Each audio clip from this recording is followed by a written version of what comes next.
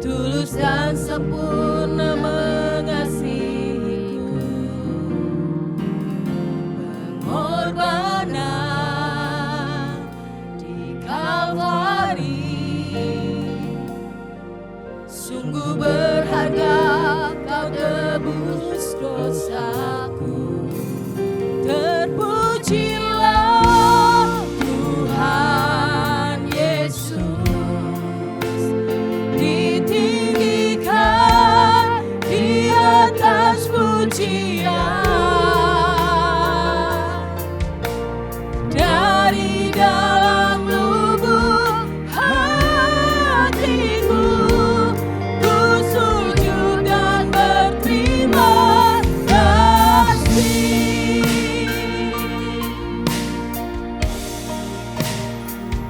Kasih Tuhan tak bersyarat, tak seperti cinta yang ada di dunia, selalu lebih dari yang layak ku terima di hidupku. Terpujilah Tuhan Yesus, ditinggikan di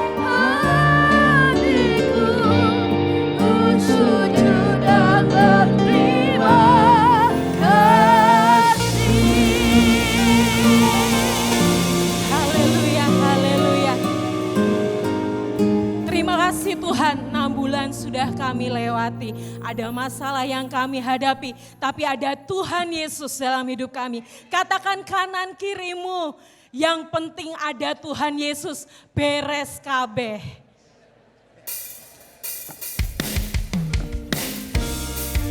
Yuk kita bergoyang bagi Tuhan.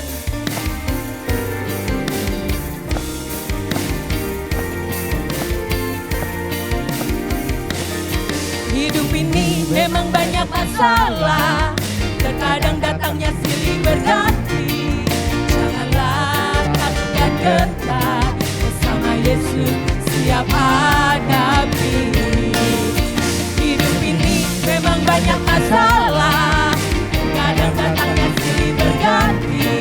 Janganlah takut dan gentar, bersama Yesus kita hadapi. Yang penting ada Tuhan Yesus, oh, ada Tuhan Yesus. Meskipun hidupku banyak masalahnya, ada Yesus, ada mujizat. Yang penting ada Tuhan Yesus, oh, ada Tuhan Yesus. Meskipun hidupku banyak masalahnya, ada Tuhan Yesus, beres kabeh.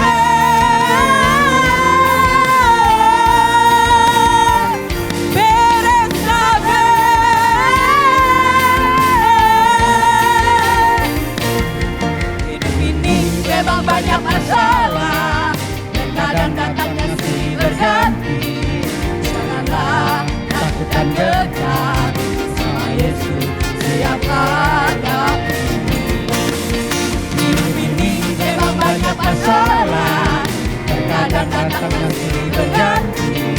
Janganlah takut dan gentar, bersama Yesus kita hadapi. Yuk goyang, yang penting ada Tuhan Yesus, oh, ada Tuhan Yesus. Meskipun hidupku banyak masalahnya, ada Yesus, ada mujizat. Yang penting ada Tuhan Yesus, oh, ada Tuhan Yesus.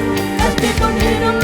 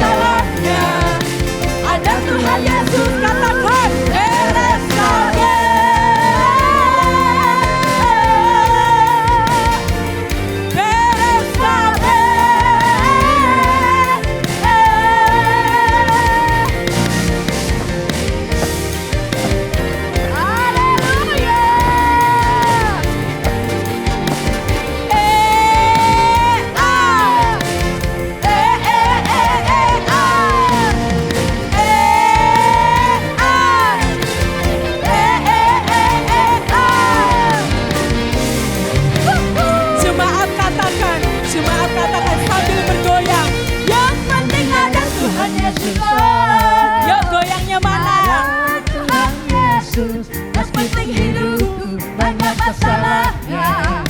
Ada Yesus, ada mujizat. Sekali lagi. Yang penting ada Tuhan Yesus. Oh, ada Tuhan Yesus, meskipun hidupku banyak masalahnya.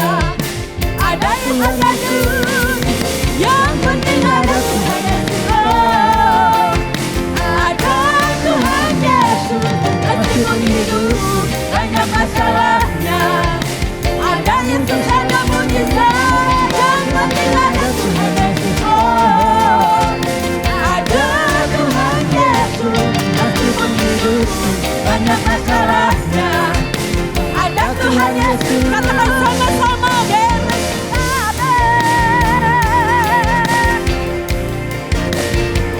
Beres kabeh.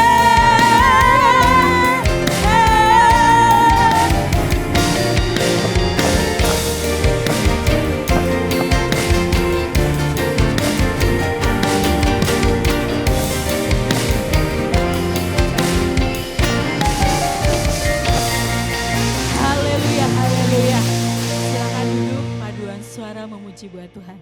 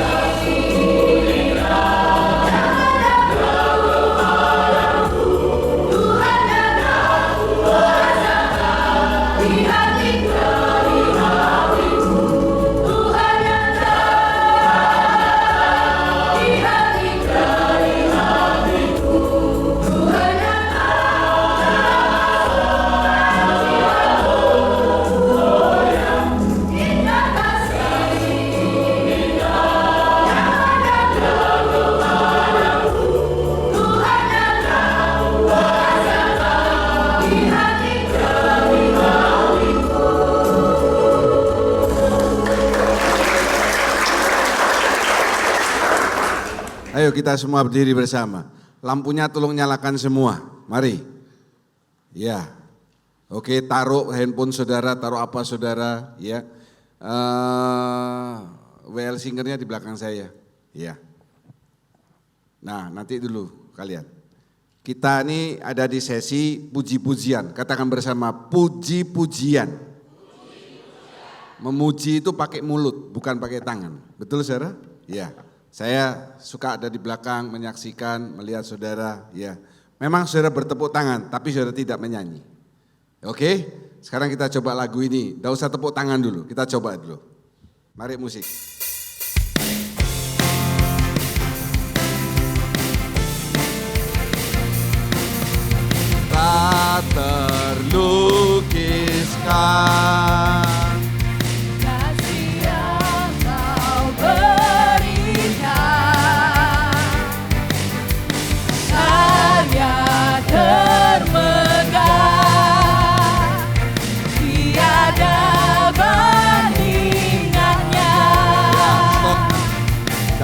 berdiri dulu yang di belakang saya, kita dengerin suara mereka ya. Sekali lagi memuji itu bukan pakai tangan. Tepuk tangan itu untuk membirama, tetapi pakai apa saudara? Mulut. Beda kan? Kasih yang kau berikan.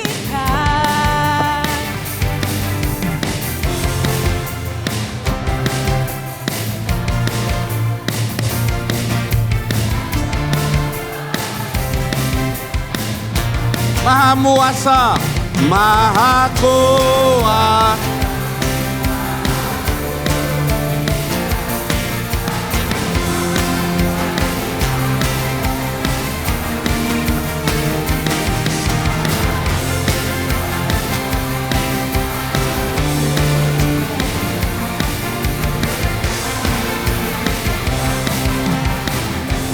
Ya, yang masih belum nyanyi nanti saya panggil, karena masih ada yang belum nyanyi. Saya tidak main-main, saya tidak akan berkhotbah kalau saudara tidak memuji Tuhan dengan hati saudara.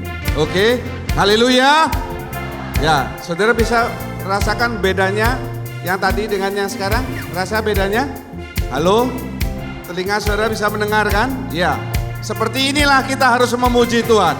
Maha Kuasa.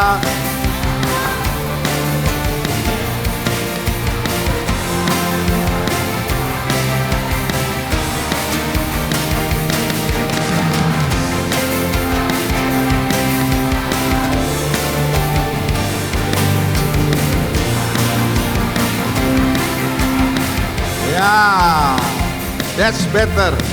Ini lebih baik ya. Mari dari awal, musik.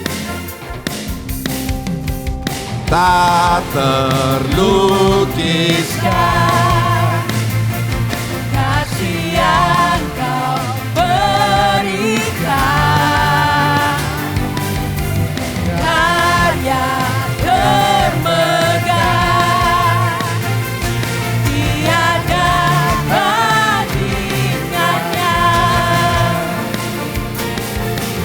Dekap kasih-Mu,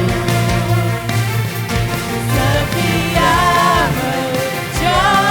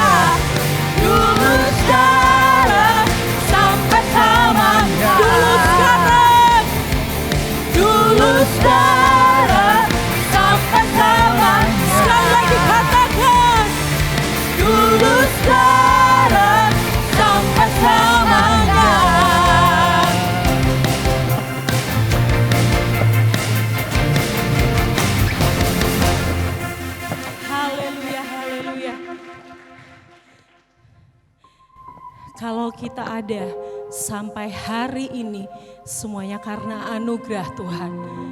Terima kasih Tuhan, terima kasih Tuhan, terima kasih.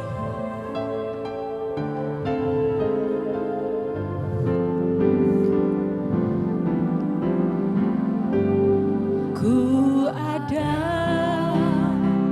sebab anugerah-Mu, ku ada karena kasih-Mu, Tuhan Yesus. Ku berterima kasih berkasih rahmat-Mu. Terima kasih Yesus,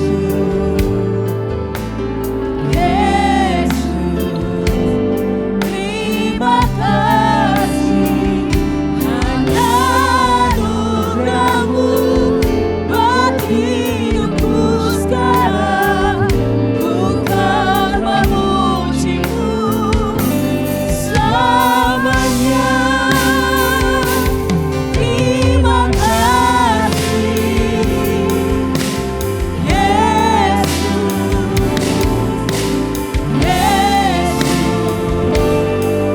terima Anugerah-Mu buat hidupku sekarang, bukan memuji-Mu selamanya. Terima kasih Tuhan, kami boleh masuk dalam bulan yang baru.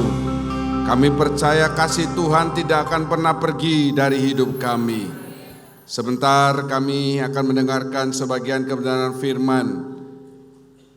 Kami siapkan hati kami sebagai tanah hati yang baik, sehingga setiap benih yang ditaburkan tidak berlalu begitu saja, tetapi bertumbuh, berguna untuk kemuliaan nama Tuhan. Terima kasih kalau masih ada kuasa gelapan ingin mengambil benih tersebut. Bersatu hati kami katakan dengan iman bersama, di dalam nama Tuhan Yesus Kristus, pergi dari hati kami. Terima kasih Bapa, segala puji syukur kami naikkan dalam nama Tuhan Yesus. Semua mengasihi Tuhan mengakhiri dengan amin. Shalom. Sekaligus selamat yang menyaksikan melalui tayangan YouTube GKJ Family dan televisi First Media.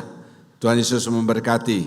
Mari serukan haleluya dengan suara yang yakin jika saudara diberkati dan disertai oleh Tuhan. 2, 3, haleluya, puji nama Tuhan.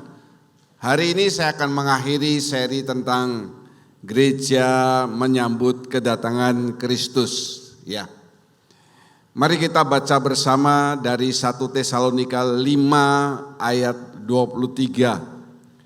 Lihat ke depan, 2, 3. Semoga Allah damai sejahtera menguduskan kamu seluruhnya, dan semoga roh, jiwa dan tubuhmu terpelihara sempurna dengan tak bercacat pada kedatangan Yesus Kristus Tuhan kita. Amin. Saya akan bahas sekarang bagian terakhir. Saudara bisa melihat 1, 2, 3, 4 lewat YouTube ya. Dan sekarang masuk bagaimana respon kita terhadap panggilan Tuhan. Bagaimana respon kita terhadap panggilan Tuhan? Saya bacakan dari 1 Petrus 1 ayat yang kedua. Perhatikan.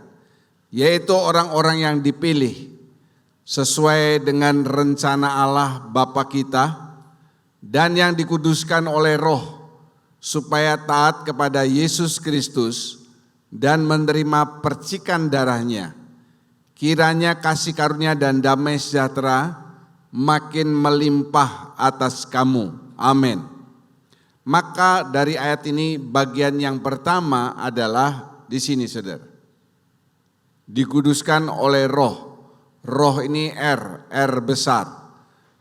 Ini adalah gambar supaya lebih mempermudah saudara. kita adalah gereja, yaitu orang-orang kudus di dalam Kristus. Ya, yang pertama adalah dipanggil dan dikuduskan oleh Roh. Ini bagian yang pertama sudah saya jelaskan dalam seri yang keempat. Kenapa kok roh kita yang dikuduskan? Dipanggil, kemudian roh kita dikuduskan dulu. Sebab tubuh dan jiwa melakukan perbuatan dosa itu karena roh yang menguasai, bukan karena keinginan jiwa atau keinginan tubuh, tidak. Ada yang mengontrol, yaitu roh. Karena itu bagian yang pertama, roh dulu yang harus dikuduskan. Itu sudah saya jelaskan. Kemudian saudara lihat di sini, koma, ya, supaya taat kepada Yesus Kristus. Saya ulangi lagi, orang-orang yang dipilih sesuai dengan rencana Allah Bapa kita. Pilihan Allah itu tidak mungkin salah. Yang setuju katakan amin. Kalau saudara tidak yakin saudara dipilih oleh Allah, saudara tidak usah ngomong amin. Kalau saudara punya mulut pagi ini, katakan amin kalau saudara orang pilihan Tuhan. Yes. Sebab saudara masih yakin, saya sudah dipilih. Kalau saudara cuma sudah dipanggil, kita jangan dengarkan khotbah ini. Sebab ini bicara soal orang yang sudah dipilih. Ya, dipilih berarti pilihan Allah tidak pernah salah. Sesuai dengan rencana Allah. Kalau dalam pemilihan itu ada yang mengganggu sehingga gagal, itu bukan salah Allah. Misalnya, Universitas Udayana memilih orang-orang mahasiswa calon yang akan masuk dalam Universitas Udayana. Mereka tidak salah pilih, sebab itu di rank sesuai nilai waktu mereka ujian. Ini yang ujian ya, bukan yang pilihan karena prestasi, karena apa dan sebagainya. Karena ujian, itu ada rankingnya, dari atas sampai dia tentukan.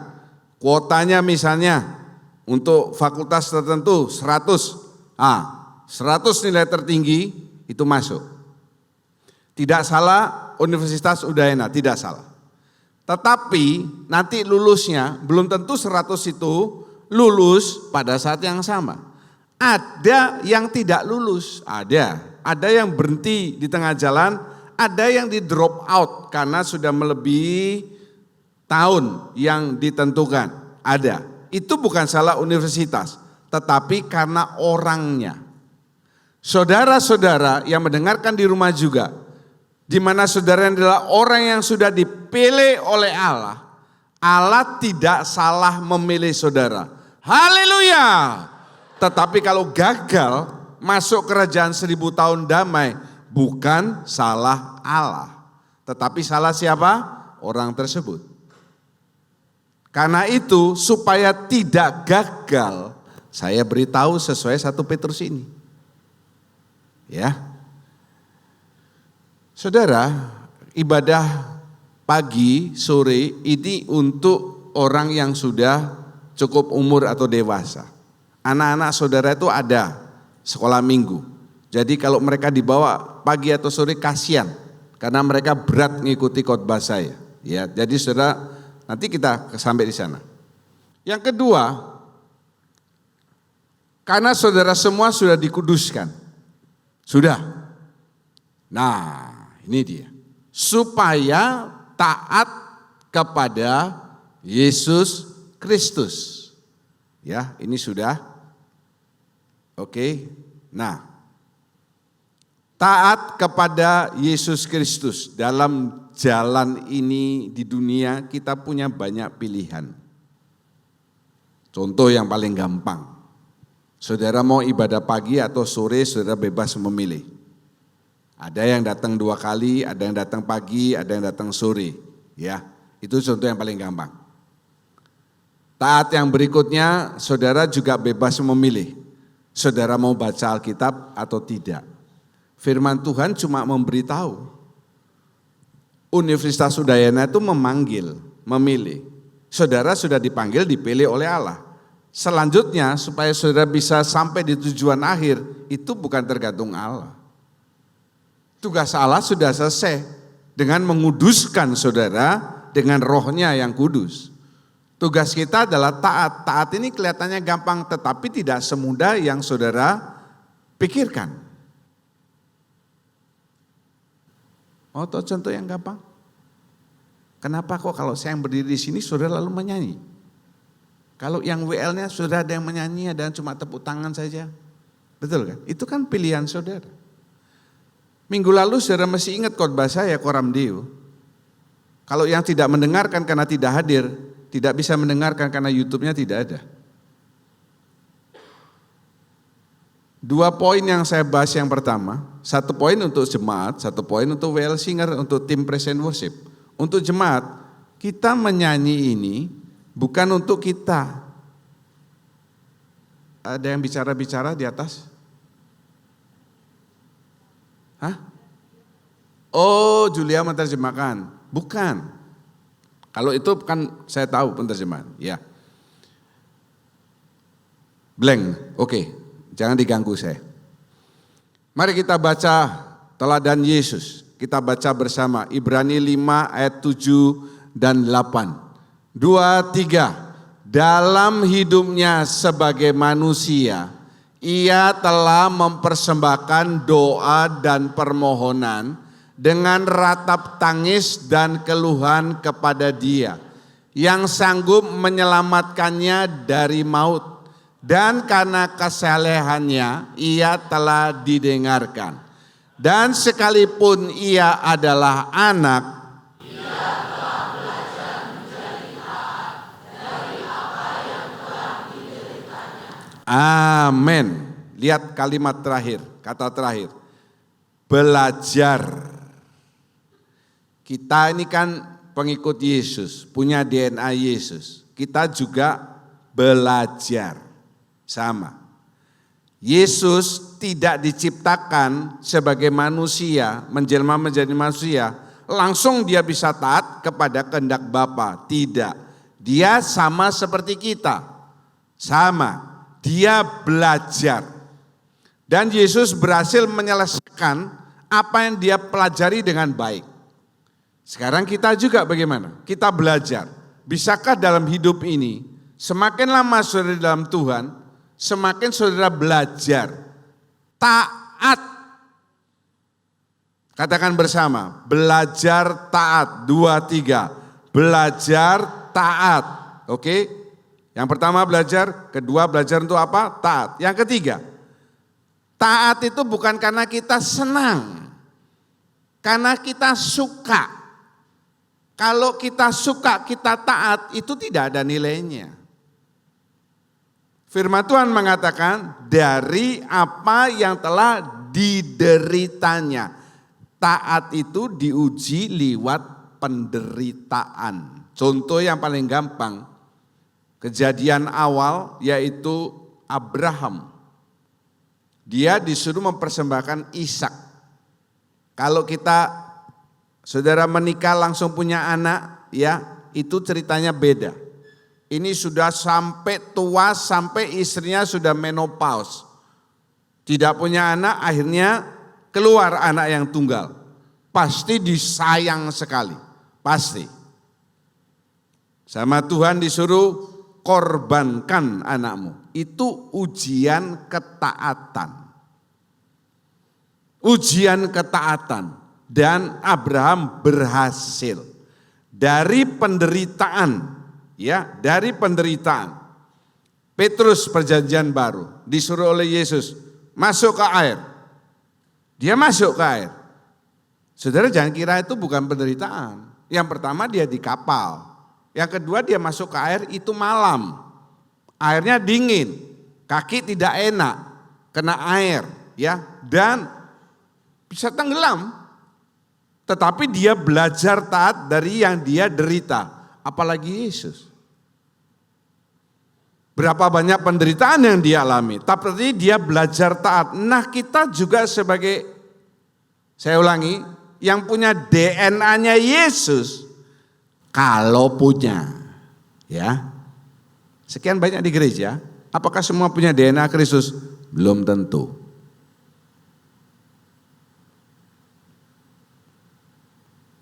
Saudara hanya senang datang kalau saudara punya waktu. Datang gereja. Kalau tidak punya waktu, tidak datang. Saudara hanya berdoa kalau saudara punya waktu. Saudara hanya baca Alkitab kalau saudara senang dan punya waktu. Nanti, Yesus itu akan melakukan hal yang sama seperti saudara. Dia akan menolong saudara kalau dia punya waktu.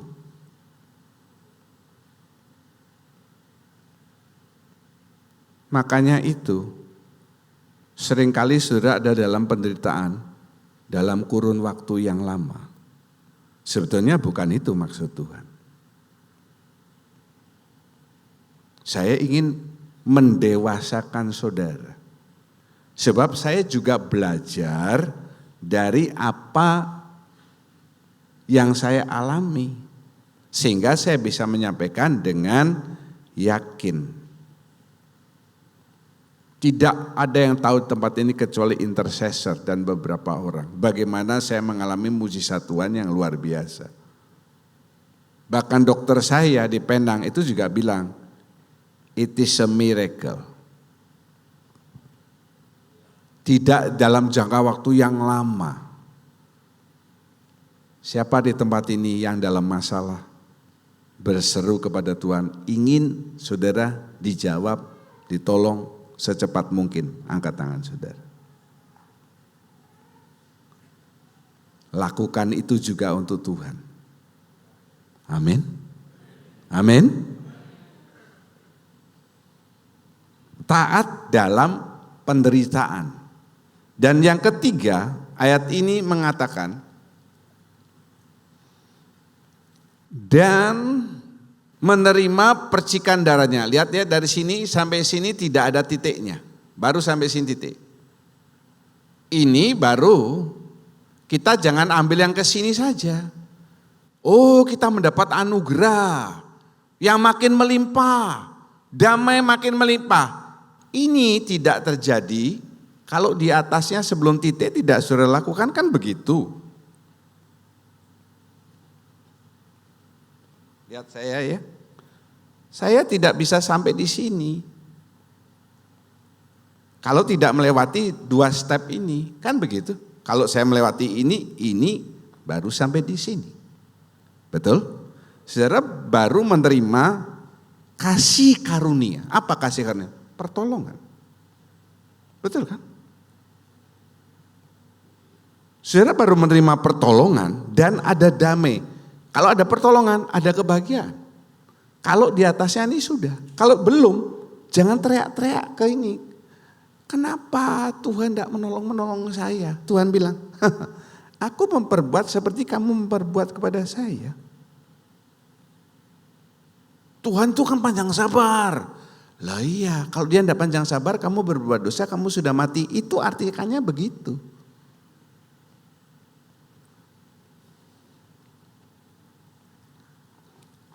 Bangsa Israel yang menerima percikan darah anak domba pada saat mereka mau dikeluarkan dari Mesir menuju Kanaan, yang ada tanda jenang darah di jenang-jenang rumah mereka, mereka itu diselamatkan. Kita orang Israel secara rohani. Nah ini saya, kalau saudara dulu gereja sore, saya membahas tentang tabernakel ya.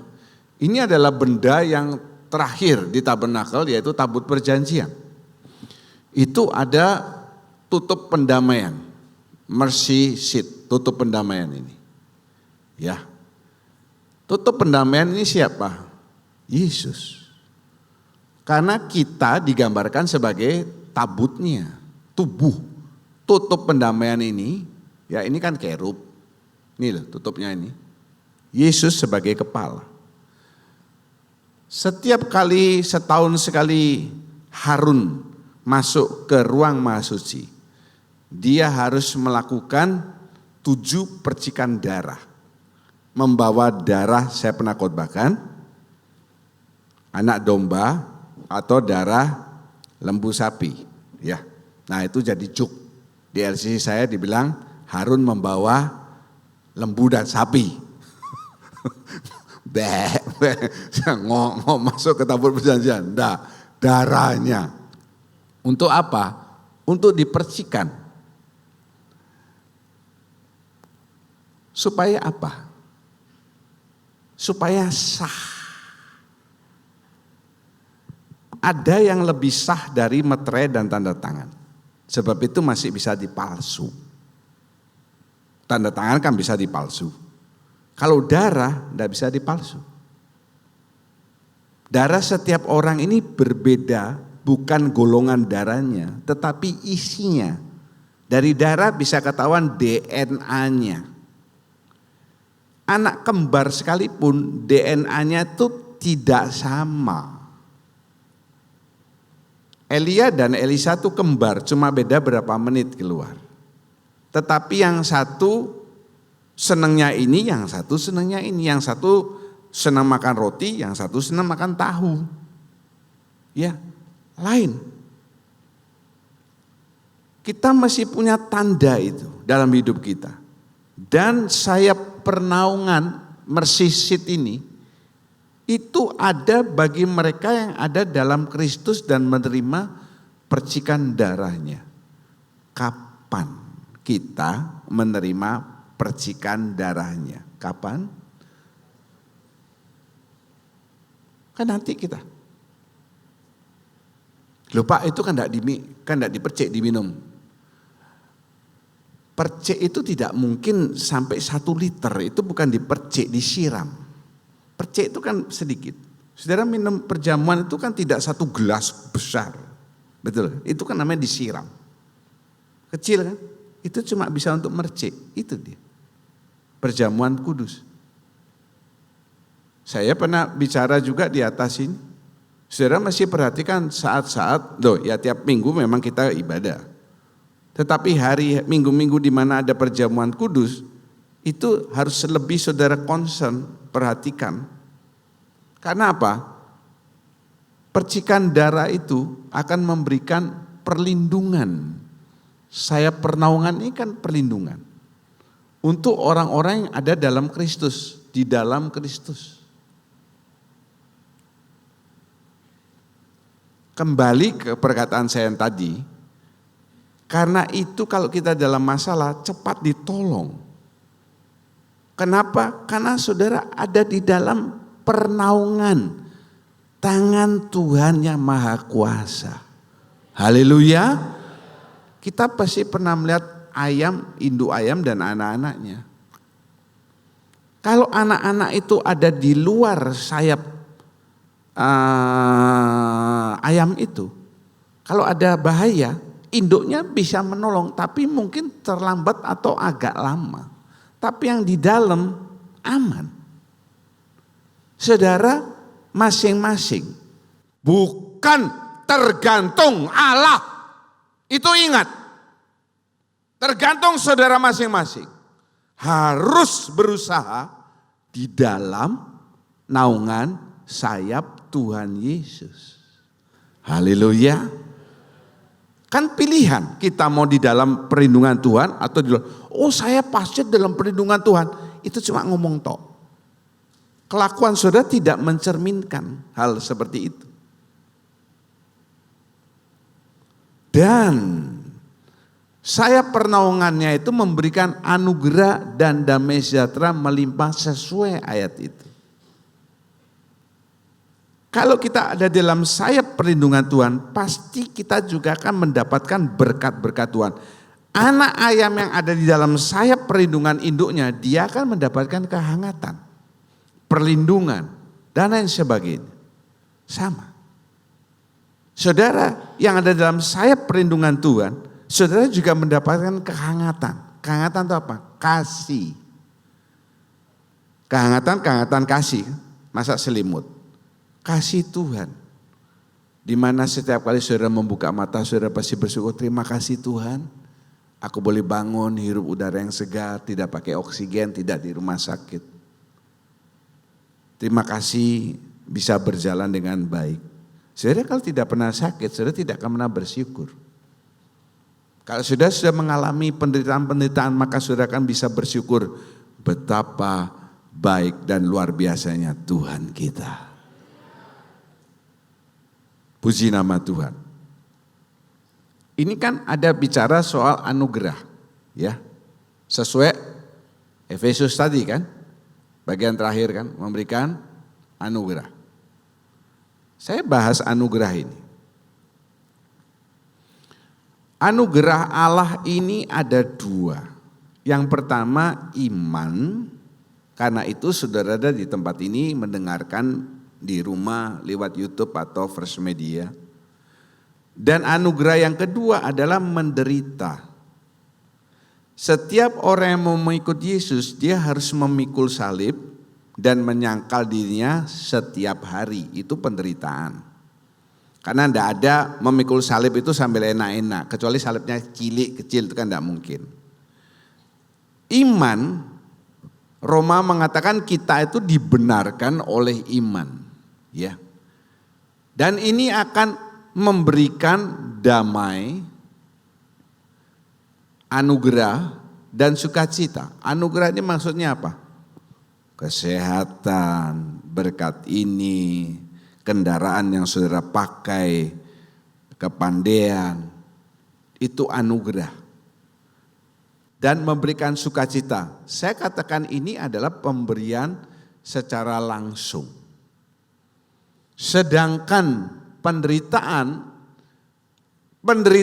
itu akan mengerjakan. Yang pertama ketekunan. Secara jasmani saja. Kalau saudara punya hipertensi, maka dokter akan menganjurkan setiap pagi saudara minum obat penurun tensi. Kalau belum biasa, kita tidak akan tekun. Tetapi kalau sudah biasa, sesudah bangun berdoa, kita langsung ambil obat itu minum, itu menjadi ketekunan buat kita. Kenapa saudara rajin bekerja? Karena perlu untuk saudara bisa hidup secara jasmani. Saya ulangi, kenapa kita rajin bekerja? Supaya kita bisa hidup dan menikmati hidup itu. Bisa ke sini, ke sana, makan di sini, pergi ke sini, pergi ke sana. Secara jasmani, jangan lupa.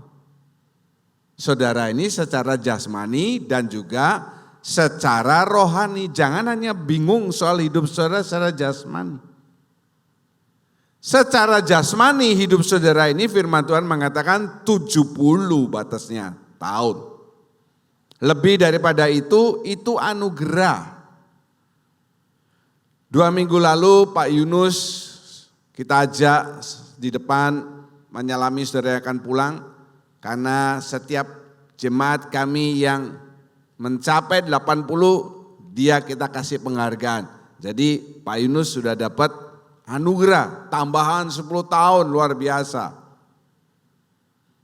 70. Firman Tuhan mengatakan lebih itu anugerah. Secara rohani selama-lamanya. Perbandingannya itu enggak cocok. Haleluya. Perbandingan secara rohani dan jasmani itu enggak cocok.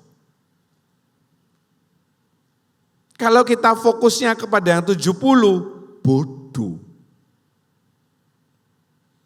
Kalau kita hanya fokus kepada yang rohani, juga bodoh. Seimbang. Seimbang itu bagus. Kiri kanan saudara gak seimbang, saudara vertigo. Dan horizontal. Pengalaman. Ya, pengalaman saudara di sini yang pernah sakit.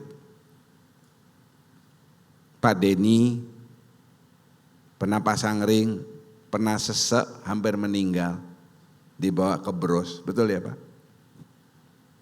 Itu tidak dialami oleh Pak Anton, lain. Pak Anton mungkin mengalami yang lain. Dia bukan sesek napas, dia kekenyangan misalnya. Ada toh orang kekenyangan sampai tidak bisa bernapas, kan ada. Pengalaman-pengalaman itu adalah penderitaan. Supaya apa Pak Denny dikasih seperti itu? Bukan supaya dia mati, buktinya dia ada sekarang, itu udah berapa tahun yang lalu tuh Pak. Saya ke Bros. Supaya dia makin kuat imannya. Makin berharap hanya kepada Tuhan. Amin. Kalau sudah saat-saat seperti itu, uang itu tidak ada pentingnya Pak. Bu, tidak ada pentingnya. Saudara punya emas 100 kilo pada saat sesak napas. Masa emasnya 100 kilo saudara oles-oleskan di dada, lega. Tidak begitu. Tidak bisa. Bahkan soal emas, deposito apa, itu tidak kepikir. Betul Pak Den? Megap-megap mau mikir apa?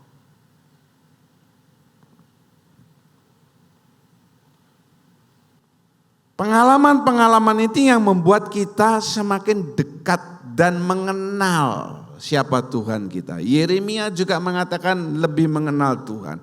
Rasul Paul juga lebih mengenal Tuhan. Lebih kita mengenal Tuhan, yang sini matikan satu.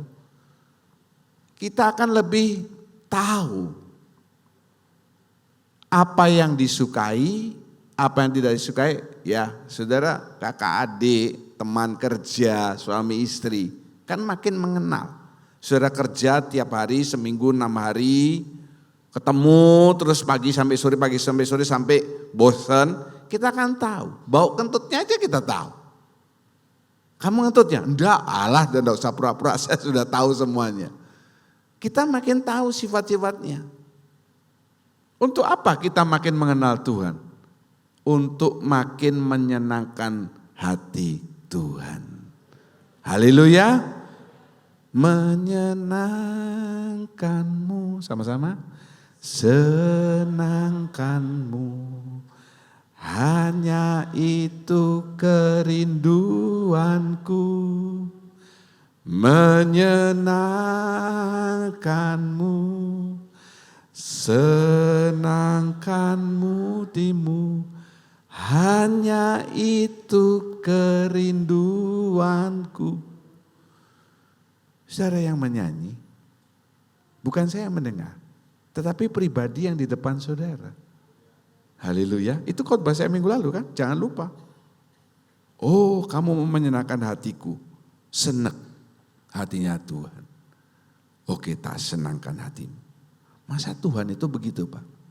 Loh kan saudara sudah dikasih contoh di awal, Kain dan Habil. Korbannya Kain tidak diterima, korbannya Habil diterima. Kenapa? Bukan karena Habil mempersembahkan hewan yang dipotong keluar darah, Kain tidak. Bukan, karena memang profesi pekerjaan mereka kan berbeda. Karena Tuhan bukan melihat persembahannya, Tuhan melihat hati Kain dan Habil waktu mempersembahkan korban. Sehingga Tuhan senang dengan korban Habil dan diterima. Kalau korban sudah diterima oleh Tuhan, don't worry dengan hidup saudara, don't worry. Haleluya. Haleluya. Memang hidup ini sulit, tetapi bersama dengan Tuhan tidak ada perkara yang lebih sulit yang bisa saudara tanggung. Pengharapan. Punya pengharapan itu paling enak. Mau tahu contoh yang gampang? Siapa di tempat ini yang pernah COD? Angkat tangannya, saudara. COD. Ya, oke. Bu Mevi enggak pernah COD? Iya. Repot ya ngomong ya. Repot. Sekali lagi, siapa yang pernah COD? Angkat tangan. COD makanan, COD barang. Siapa yang ingin COD-nya cepat datang? Noldi tidak angkat tangan, sebab dia pengantar COD dan dia suka lama-lamain, makanya dia tidak angkat tangan. Masih ngurus anak, masih ngurus istri, masih ngurus dia. makanan yang sudah dipesan nanti diterima orangnya dingin. Nah itu 0D. Makanya dia tidak angkat tangan. Atau dia tidak mengerti bahasa saya. Kadang kita ngeliatin peta sampai di mana dia. Ini kok berhenti ini gimana ini?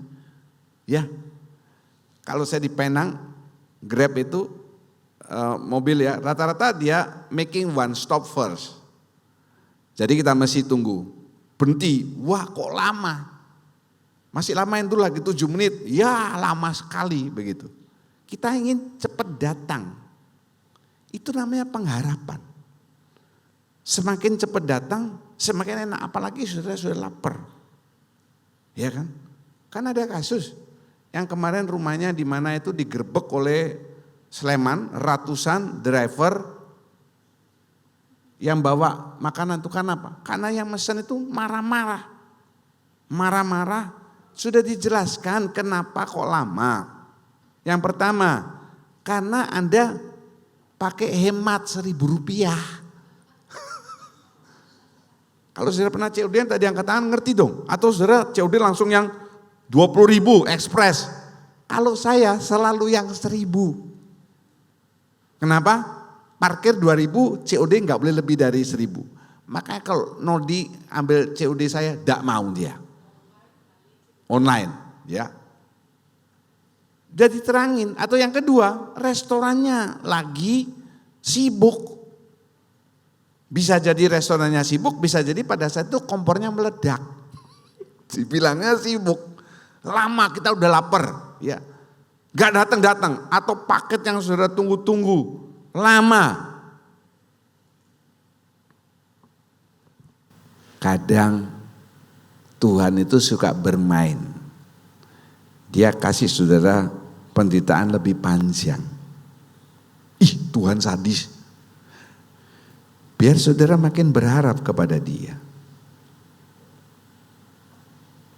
Tahun lalu, sebelum Natal, saya sudah pakai kateter. Natal itu kateter yang ketiga. Waktu kateter yang kedua tidak ada di sini yang tahu, hanya sebagian Bu Goreti yang tahu. Saya khotbah itu pakai kateter. Saudara nggak tahu kan selangnya saya tempel di sini. Nathan yang belikan tuh tempelannya.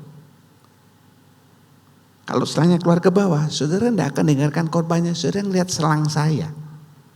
Ngapain Pak John pakai selang? Betul? Apalagi yang di depannya, di belakang tidak kelihatan. Kalau yang di depan kelihatan. Nanti ngeliatnya ke arah selang.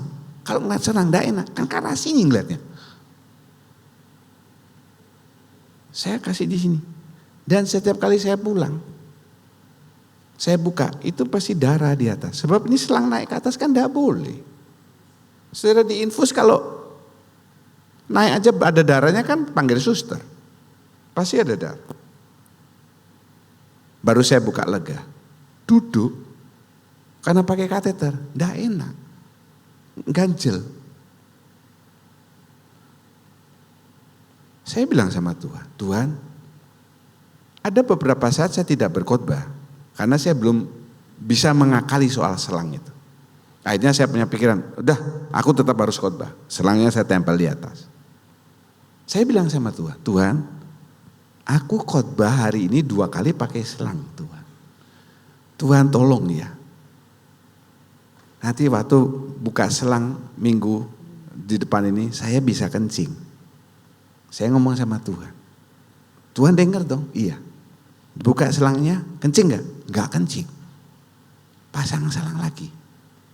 Itu saya maunya marah sama Tuhan, tapi saya bilang, ya udahlah, Tuhan mungkin lagi guyonan sama saya. Supaya apa? Pengharapan kepada Tuhan makin besar. Kok Pak John bisa kencing? Bukan dokter yang ngasih tahu saudara. Bukan. Dokter di Indonesia ini begitu luar biasa. Dari pertama saya pasang selang sampai terakhir, tidak pernah dikasih tahu bagaimana cara melatih kencing sesudah pakai selang. Pakai kateter. Tidak pernah. Hebat dokter sini. Saya taunya baca-baca sendiri. Di mana? Di majalah Bobo, Hai, Trubus, Si Kuncung dan sebagainya. Pakai handphone saudara. Buka Google, di situ.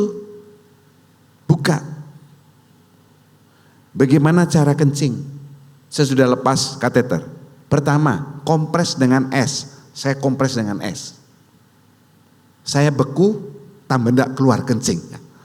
Begini, enggak bisa. Akhirnya cara yang terakhir bisa. Apa tuh Pak? Baca sendiri, kok semua mau tanya. Itu kan saya hanya khotbah, tidak ada hubungannya dengan dokter. Kalau mau konsultasi, bayar dong.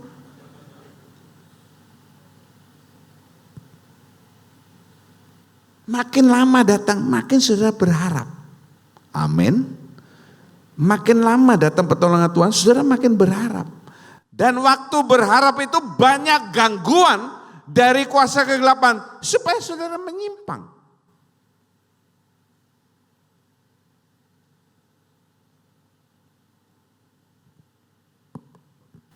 Papa waktu anaknya sakit di Jakarta, ditawari dukun. Kok tahu Pak Jondo, saya ke Jakarta datengin Tabita, adiknya Handi. Terus gimana hasilnya? Meninggal Tabita. Lu kok gitu? Ya sudah, Tuhan mungkin mau Tabita main-main di kerajaan surga, lebih senang kan begitu. Yang nawari dukun gimana? Keluar dari ICU anaknya, pindah ke kamar. Lu kan berarti hebat. Lu iya. Kuasa kegelapan itu jangan dibilang namanya aja kuasa. Dia punya kuasa. Keluar ke kamar, tapi besoknya keluar ke kuburan. Dari ICU, kamar, kuburan. Setan selalu minta timbal balik. Kalau Tuhan, dia selalu punya rencana yang indah. Jadi saudara, ini pemberian langsung dan pemberian tidak langsung supaya penderitaan itu mengerjakan ketekunan, pengalaman dan pengharapan. Mari kita baca bersama. Ini ayatnya, Filipi 1:29. 2, 3. Sebab kepada saya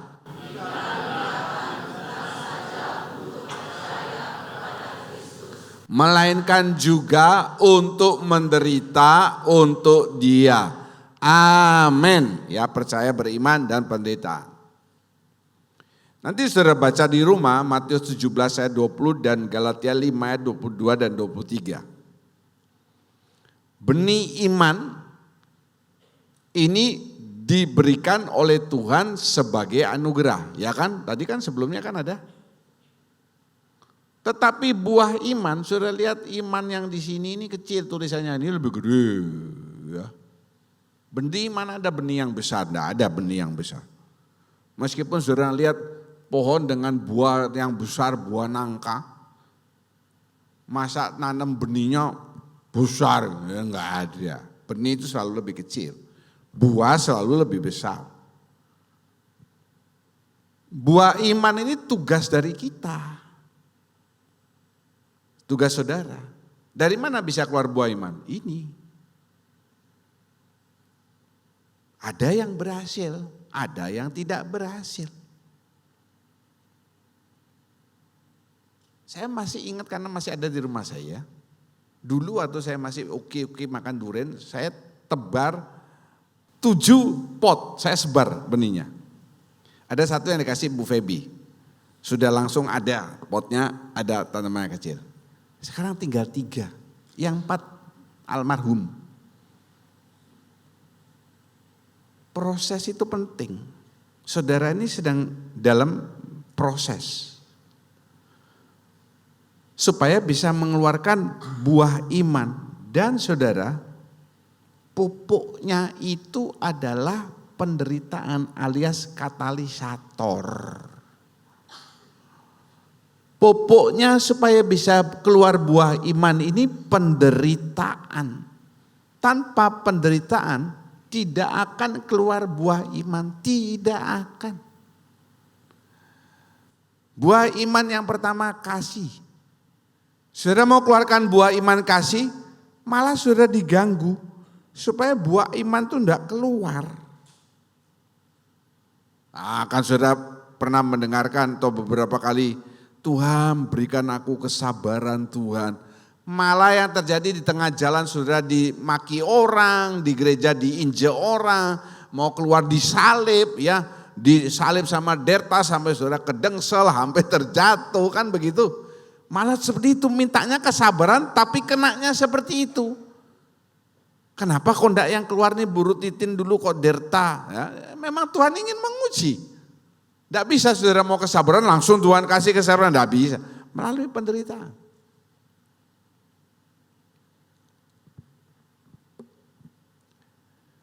Dua minggu lalu di sebuah apartemen yang mewah, digerebek polisi, 75 orang laki-laki sedang pesta seks.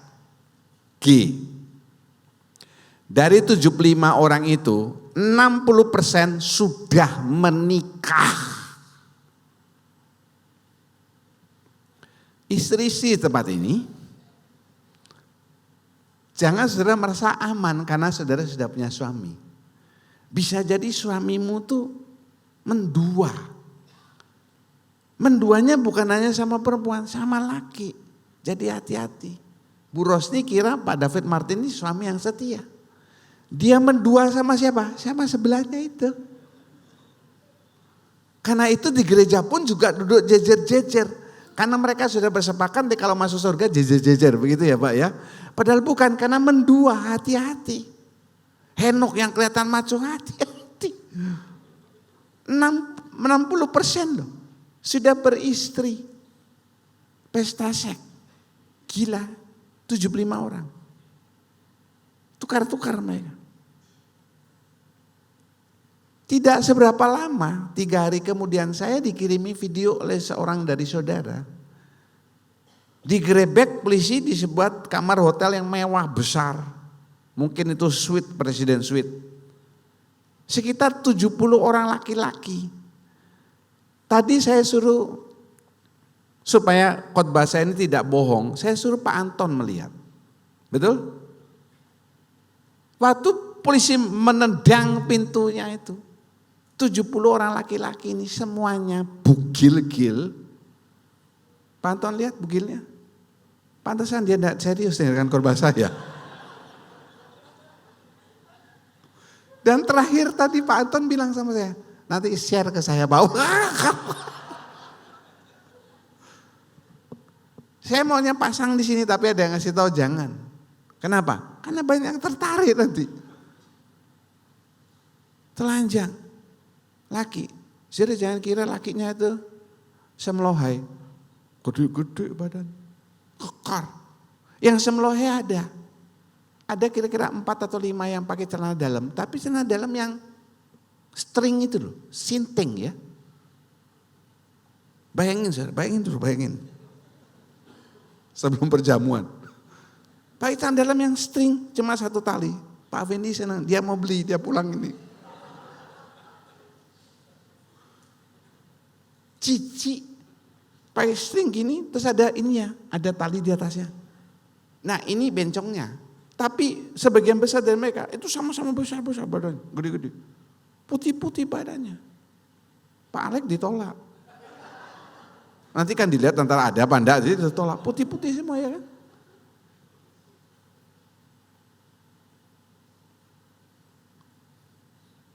Dunia ini semakin gila. Oh Pak, kalau di gereja kan enggak mungkin ada. Ada murid saya tahun lalu bilang, dia minta diskusi 4 mata saja. Pak, di gereja saya ini saya punya seorang pemain musik, tapi sayangnya dia homo. Dia pemain keyboard, gimana Pak? Saya tetap mainkan dia atau enggak? Karena dia ini andalannya, ketua tim musik, main keyboard. Tapi saya enggak bicara soal Pak Gani Hendra, tidak. Pak Gani Hendra ini lelaki sejati. Haleluya Hendra. Dia jawab ya kan. Kalau enggak berarti mungkin iya. Rika bilang, oh sudah punya anak 3. Tadi saya bilangin 60% tuh udah punya istri dong. Gimana nih Pak? Ya, saya bilang, penting enggak kamu sama dia? Perlu enggak? Perlu. Dia main keyboard, saya Belum bikin khotbah soal Koramdeo, belum. Ini baru setahun yang lalu, masih jauh. Kamu penting menyukacitakan hati Tuhan atau jemaat? Hah? Saya tanya begitu saja. Kalau menyukacitakan hati Tuhan, suruh dia bertobat atau saya mengadakan diskusi di kelas. Dalam pelajaran etika terapan, bagaimana kalau ada orang yang gay atau lesbi di gereja, apa tindakan kita? Tahu jawaban sebagian besar dari murid saya? Keluarin. Satu, itu akan merusak. Ya, dia duduk sini, dia pegang-pegang Pak Bael. Pak Bael sudah kena. Lihat, Pak Bael sudah kena dia. Dia pindah ke sana, Pak Martin udah kena. Itu Pak Martin udah kena. Dia ke sana, Noldi juga udah kena. Ke sana, nanti dia nulari. Nanti Pak Bael nulari siapa? Sebelahnya, lihat sebelahnya, kena juga. Pak Martin nulari siapa? Sebelahnya juga udah kena. Nanti akhirnya terakhir yang kena siapa? Pendetanya, saya. Lebih baik keluarin. Murid saya mengatakan dengan jelas, ada Pak kita STTI itu pernah melakukan pelayanan kepada orang-orang seperti begitu. Dan tanggapannya waktu itu Eden ya, dia mengatakan dengan jelas, wah bahaya Pak, bahaya. Orang-orang seperti itu udah gak bisa ditolong, gak bisa ditolong. Jaga istri, suami, anak-anak saudara, jangan sampai anak laki saudara disodomi. Jaga anak perempuan saudara, supaya tidak dipegang-pegang, sehingga besarnya dia ganti menyodomi orang lain. Orang tua yang mengikuti anjuran firman Tuhan yang saya katakan hari ini, dia bisa jaga anaknya. Kalau saudara tidak benar-benar hidup di dalam firman Tuhan, kasihan anak-anakmu nanti yang kena. Haleluya, kasihan anak-anakmu, kasihan. Kasihan. Pertanggungjawabanmu di hadapan Tuhan itu tidak ada ampun. Kalau saudara mengabaikan anakmu, membuat anakmu seperti begitu, itu tidak ada ampun. Sebab anak itu anugerah Tuhan. Jangan main-main. Puji nama Tuhan. Mari kita berdiri bersama. Memandang wajahmu, rasakan kasih.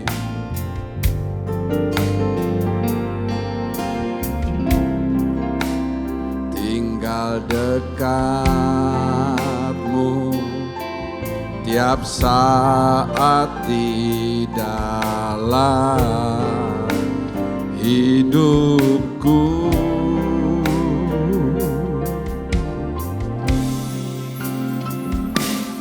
Bapakku yang baik, sangat ku cinta. Kasih-Mu padaku semakin nyata. Para pelayan Tuhan, rasakan Kaulah Bapakku yang baik, penuh karunia. Ku bersyukur selalu kepadamu Bapa. Terima kasih Tuhan, kami sudah mengakhiri seri Gereja Siap Menyambut Kedatangan Tuhan. Yang penting adalah diri kami pribadi masing-masing mempersiapkan hidup kami supaya kapanpun Tuhan datang menjemput kami, kami siap sedia. Bukan hanya kami, tetapi setiap kepala rumah tangga di tempat ini berusaha supaya satu keluarga mereka juga siap menyambut kedatangan Tuhan. Dalam dunia semakin gelap ini, kami benar-benar memerlukan pimpinan Roh Tuhan. dan firman Tuhan supaya kaki kami tidak tersesat karena dunia semakin gelap. Terima kasih. Sebentar kami akan bersekutu dengan tubuh dan darah Tuhan.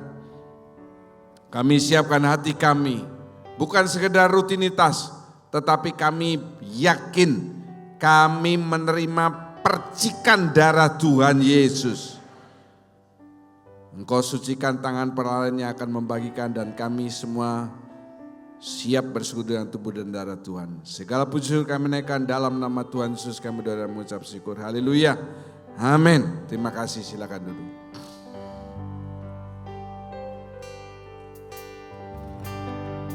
Memandang wajah-Mu, rasakan kasih-Mu,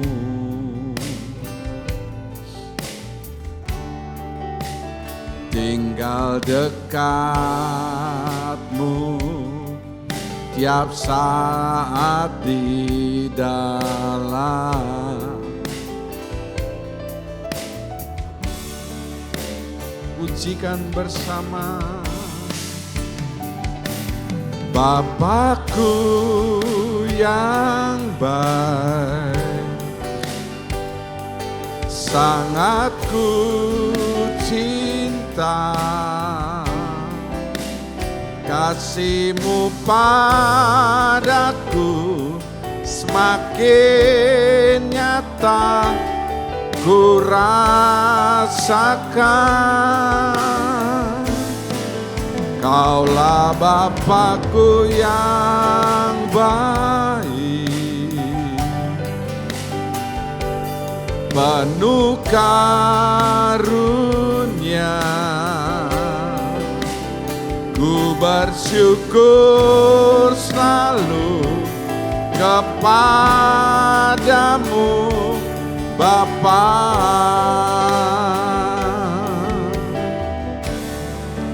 Memandang wajah-Mu, rasakan kasih-Mu,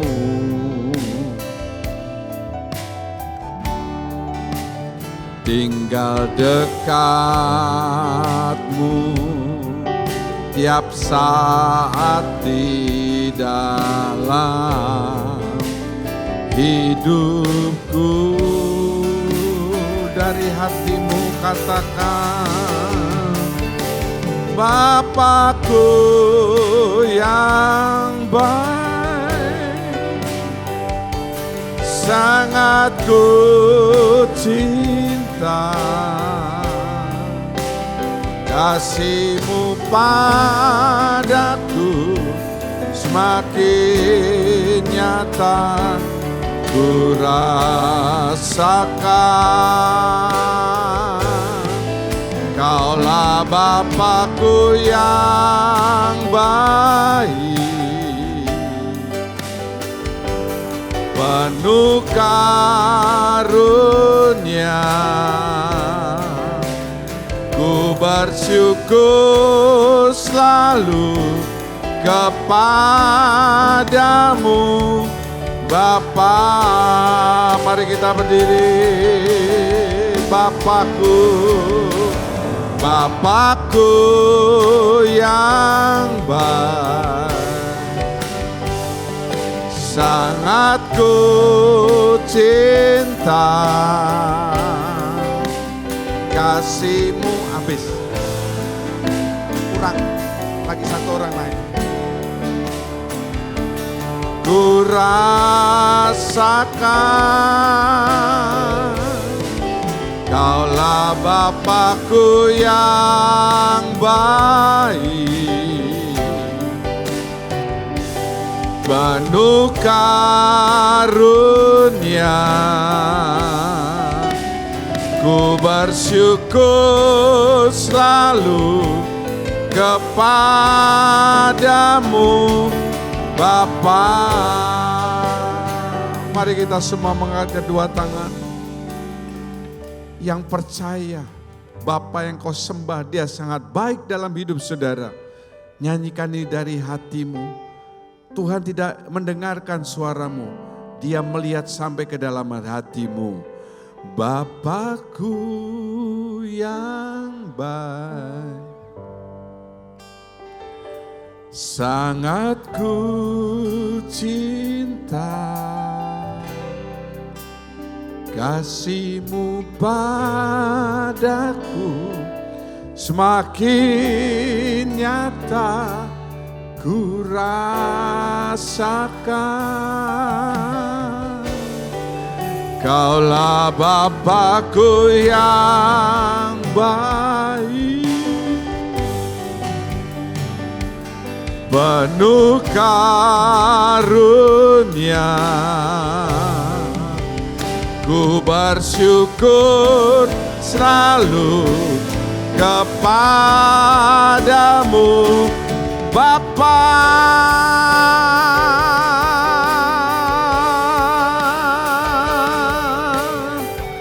Dirili ala wala la la la, dalam malam masih kele.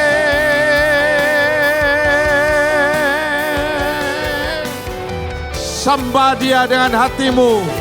Kalau engkau yakin Dia memang Bapa yang baik dalam hidup saudara, muliakan Tuhan, tinggikan namanya, agungkan kemuliaannya, bawa rohmu kepada Tuhan.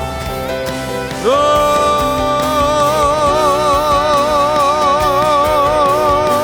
ya lama-lama sikete, ya lama-lama zele, uratala wala-mala-la-la-la-la. Haleluya, haleluya.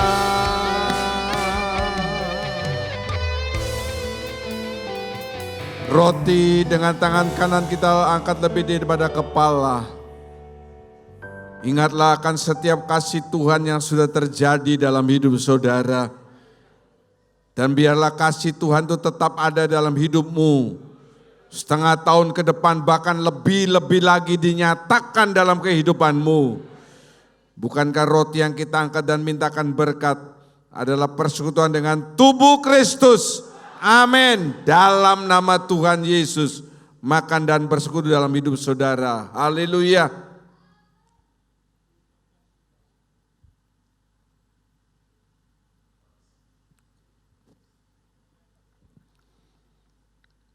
Dengan tangan kanan kita angkat cawan lebih tinggi daripada kepala. Itu adalah setiap tetesan darah Kristus. Oleh bilur-bilurnya engkau sudah disembuhkan. Yang sakit di tempat ini, yang punya kelemahan dalam tubuhnya, yakini yang engkau angkat bukan hanya anggur saja, tetapi itu adalah cerminan darah Kristus yang sanggup menyelamatkan saudara, sanggup memberikan perlindungan dalam hidup saudara. Bukankah cawan berisi anggur yang kita angkat dan mintakan berkat adalah persekutuan dengan darah Kristus? Amin. Dalam nama Tuhan Yesus Kristus, minum dan jadi berkat. Haleluya. Mari angkat kedua tanganmu, ucapkan syukur. Terima kasih Bapa. Haleluya. Mengucap syukur, terima kasih Bapa atas kasih karunia-Mu, pimpinan penyertaan Bapa, ibadah pagi hari ini dari awal pertengahan sampai akhirnya Bapa. Terima kasih Bapa, Kau telah melayakan kami anak-anak tempat ini bersekutu dengan tubuh Dharma. Kami yakin dan percaya Bapa, persekutuan pada hari ini akan menumbuhkan kerohanian kami. Haleluya Bapa, berkati Bapa, Bapak Gembala Bapa.